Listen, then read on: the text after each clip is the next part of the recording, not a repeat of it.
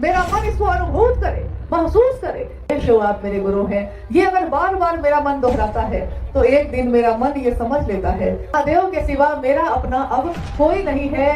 तो मन एक ऐसी चीज है जो दिखाई नहीं देता, सूक्ष्माति सूक्ष्म है। शिव की दुनिया में उसका शिष्य है और शिष्य की दुनिया में उनका शिव है। तेरा हूँ तुझ में मिल जाऊं, तू वक्र गिरा मैं जल जाऊं। सिर्फ शिवलिंग में नहीं है, वो महादेव हमारे जीवन में है, हमारे दिल की धड़कन में है। हम महादेव महादेव करते करते आंखें रात में बंद हो जाती हैं। अगर हृदय में भाव हो तो घास के मैदान में बैठकर भी शिव चर्चा की जा सकती है। मैं उस शिव का एक अंश हूँ जो असीम है, जो अचिंत्य है।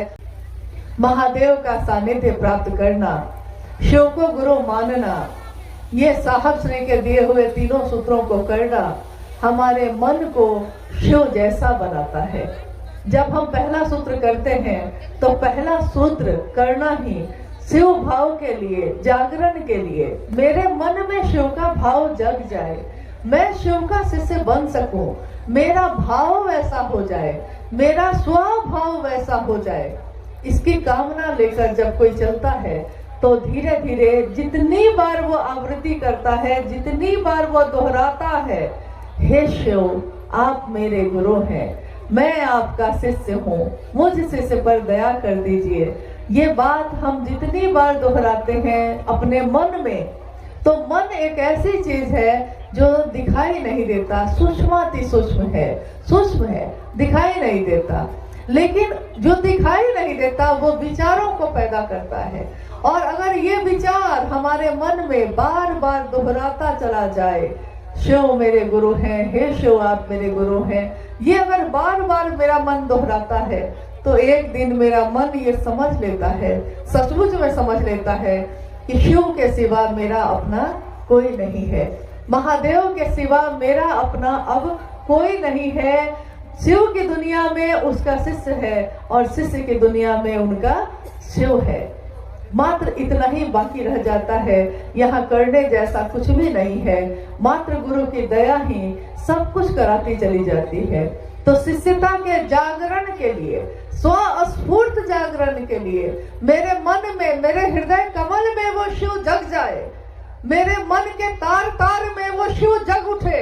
ये जागा जागा महादेव बोलना सिर्फ ना रहे, मेरा मन इसको अनुभूत करे, महसूस करे कि शिव जगे है मेरे अंदर। और मैं एक सिर्फ मानव नहीं हूँ, मैं सिर्फ एक इंसान नहीं हूँ, मैं उस शिव का एक अंश हूँ जो असीम है, जो अचिंत्य है, जो नवीन है, जो अनंत है, जिसकी कोई सीमा नहीं है।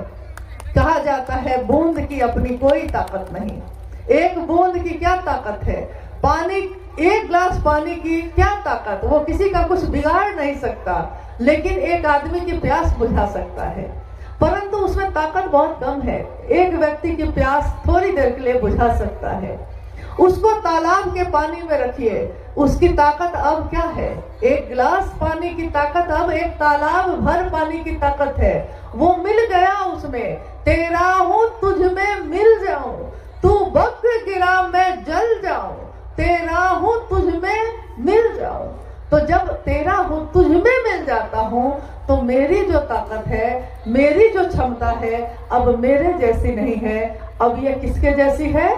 उसके जैसी, जिसके सानिध्य में, जिसके भाव में मेरा मन आज रम गया है, बस गया है, शिव के जैसी। वही पानी समंदर में डाला जाए तो उसकी ताकत समंदर जैसी होती है।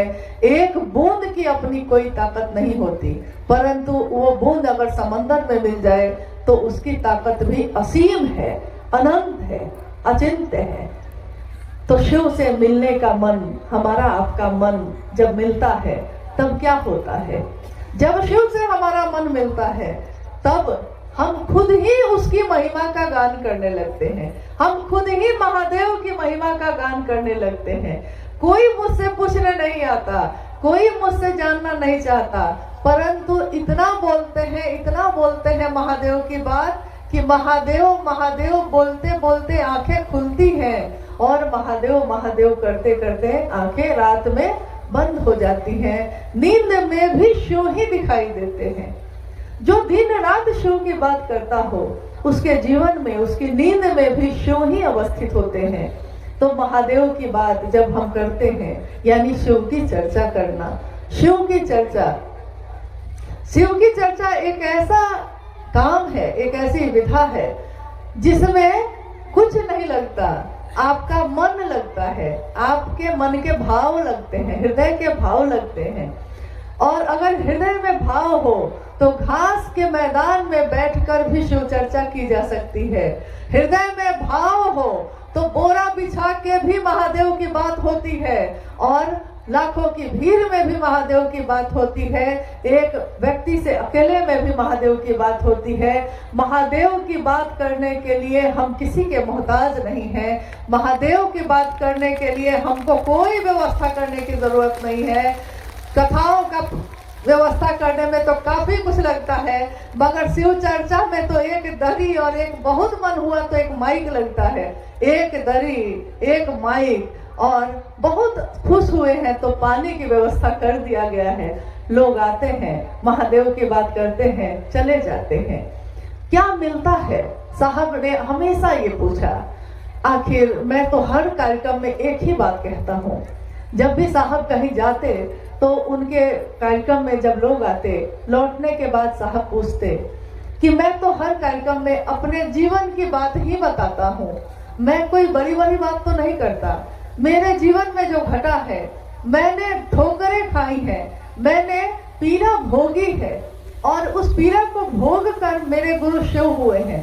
तो मैं अपने गुरु भाई गुरु बहनों से अपनी दिल की बात बताता हूँ, उनको सुनाता हूँ कि कैसे मैं 14 वर्षों तक भटकता रहा, कैसे कितने लोगों को मैंने अपना गुरु बनाया, लेकिन शरीरधारी गुरु होकर भी जिन्होंने मुझको धोखे दिए, मेरा मन लहूलुहान हुआ। साहब ने कहा, मेरे मन की दशा उस समय ऐसी थी जैसे जिस दिन जब 1974 में आरा के गांगी शमशान में मैं बैठा था, आधी रात में 2 बजे का समय रहा होगा, और मेरे मन में उस समय अचानक मैंने अपने जीवन को देखा। मेरे जीवन में, पिछले 14 वर्षों के जीवन में मैंने देखा कि मैंने क्या पाया, और मेरा मन विषाद से, हताशा से, निराशा से भर गया। मेरे मन ने सोचा कि पिछला 14 वर्ष मेरे जीवन का बर्बाद हो गया। मेरे पिता कहते थे हमेशा कि बर्बाद हो जाए, बस कुछ ना मिली, और सही में मैं बर्बाद हो गया, मुझको कुछ ना मिला। और आज जब मैं इस आरा के गांगी शमशान में बैठा हूँ तो सोचता हूँ कि 14 वर्ष अपने जीवन के मैंने बर्बाद कर दिए, अब क्या करूँगा।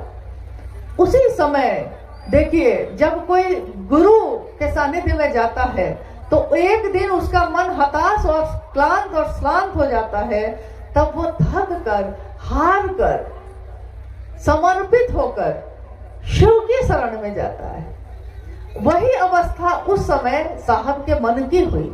उन्होंने कहा, एक साथ जैसे हजारों सुइयां चुभो दी जाए, जैसे बर्फ के पहाड़ से किसी को धकेल दिया गया हो और लहूलुहान होकर वो गिरता चला गया हो, वैसी अवस्था मेरे मन की थी उस समय।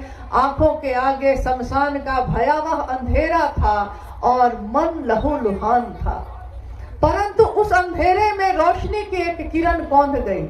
जब चारों तरफ काले बादल छाए हो तो बिजली की एक चमक सारे अंधेरे को दूर कर देती है। जब पूरा घर अंधेरे में डूबा हो तो एक दिए की रोशनी पूरे घर को रोशन कर देती है। साहब के मन में उस समय ये पंक्ति गूंज गई।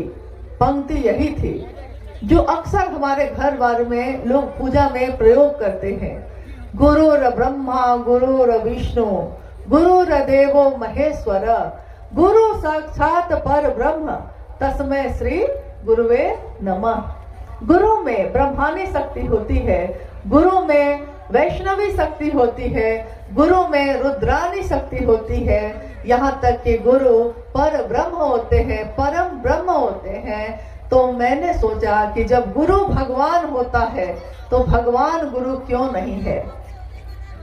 हालांकि इससे बहुत साल पहले साहब ने जिस दिन महादेव को अपना गुरु बनाया, ये सन 1974 का समय था, और 24 वर्ष की आयु थी उनकी, 24-25 वर्ष की आयु थी।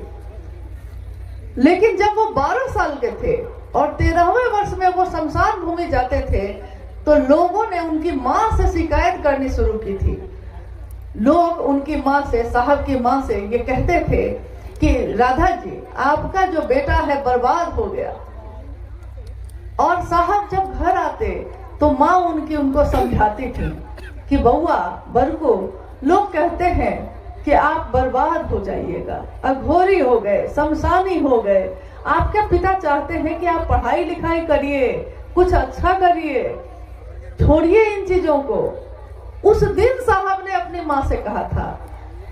13वें वर्ष में प्रवेश करने वाले एक बालक ने अपनी माँ से उस दिन कहा था कि माँ, लोग कहते हैं कि इंसान भगवान के पास से आता है, जन्म लेता है तो हम लोग क्या करते हैं, कहाँ से आया है ये बच्चा जो मेरे गोद में है, ये भगवान ने दिया, महादेव का दिया हुआ है, तो महादेव के पास से आया।